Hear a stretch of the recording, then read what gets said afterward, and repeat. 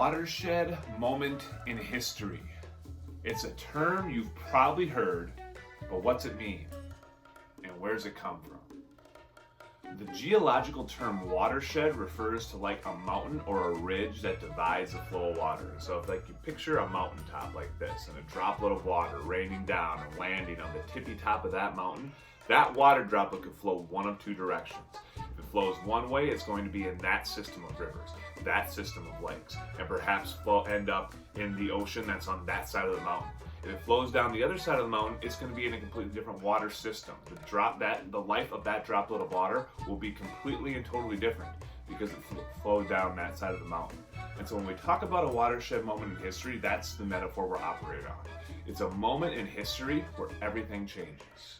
Where looking back, there was a before and an after, an event or a moment that transformed the flow of history. That's where the term watershed moment comes from, and that's what we're going to be looking at this week. En español no decimos watershed moment. Hay un término que es un poco diferente, pero igual en su significado.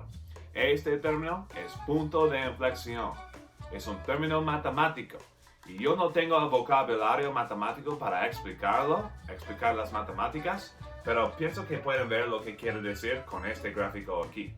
Entonces, el punto de inflexión es la línea, es el punto en que la línea cambia su dirección. Entonces, es el mismo significado. Punto de inflexión en la historia es la idea que hay un cierto punto en que la dirección de la historia se cambia, en que el flujo de la historia tiene una dirección diferente. Entonces, punto de inflexión en español, watershed moment in English. And folks, we are living through a watershed moment in history right now. Estamos viviendo durante un punto de inflexión en la historia. We are alive during the COVID-19 pandemic. And perhaps it's not a watershed moment in history in the sense that it's not a moment.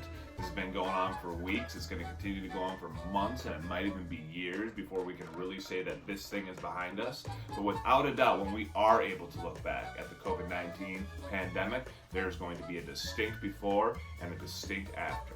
The COVID-19 pandemic is changing the flow of history. It is changing our country and our world as we know it. And this is probably the biggest watershed moment in your lifetime, and perhaps mine too.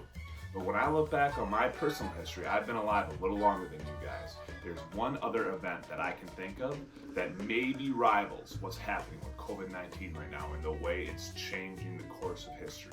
One other watershed moment that impacted my life and my experience of what it means to be an American as much perhaps as COVID-19 is doing right now.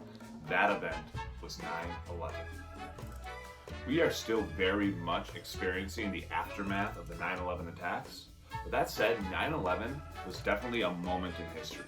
It is a specific date on the calendar in which some events rapidly unfolded that would forever change the course of history. And it was also a where were you moment. Like people who were alive during the 9/11 attacks remember where they were. They remember what they were doing. I remember when I first saw news of the 9/11 attacks on television screens at my junior high school in Prior Lake, Minnesota. And that experience of living through 9/11 very much is an important part of the knowledge that I have of 9/11. I have everything I've learned about 9/11 as a student of history since the 9/11 attacks have happened. But I also have that experience. Being there and watching all that stuff unfold live with my own eyes is very much a part of what it means to know the 9/11 attacks. And us U.S. history teachers are encountering a new phenomenon that's really altering the way we got to think about how we teach 9/11 right now. Because this is the first year for me that I can confidently say that not only do none of the 84 students that I have in my U.S. history classes at the moment remember 9/11, they weren't even alive. You weren't even alive when the 9/11 attacks happened. This September, we are going to see the 19th anniversary of the 2001 9/11 attacks. My guess is that none of you will be 19 years old yet on that anniversary date. And that really alters the way I've got to think about teaching it. Because while I can teach you all about the history of 9/11, just like I've taught you all about the other parts of U.S. history, that you and I weren't alive for, you will never be able to know that experience of 9/11 that so many older people on this planet have with them, and is such a defining part of what it means to truly understand the watershed moment that was the 9/11 attacks. And that's just something that you cannot fully simulate. That's just something that young people today will never know. The experience of actually watching the 9/11 attacks happen before your very eyes on national television. But one thing we can do is try to give you an idea of what that might have looked like. And that is the assignment for today.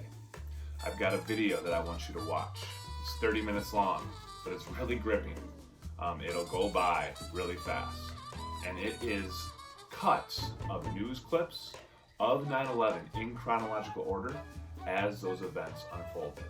And so this is as close as we can get people to simulating the experience that an American might have had on September 11th, 2001, flipping through their news channels the morning of the 9/11 attacks and watching it live.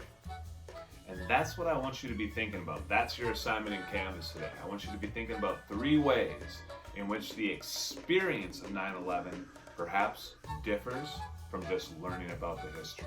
Certainly all of you are coming in here with some pre-existing knowledge about the 9/11 attacks, but maybe you haven't really ever seen a video like this. So that's what I want you to think about. I want you to try to put yourself in the shoes of somebody on September 11, 2001, watching all the stuff that you're watching on this video, and try to imagine what would be different about experiencing that than simply learning about it 19 years later. That's your assignment for today. Your summative assessment, your examen for the end of the week, is not available right now. It's been available on Mondays the last couple weeks, but I'm going to hold this one till Friday. I want to pounce it on you on Friday so I can get more of an authentic reaction after 4 days of studying 9/11 and not giving you those days to really marinate on it. So watch for that Friday. This is due today.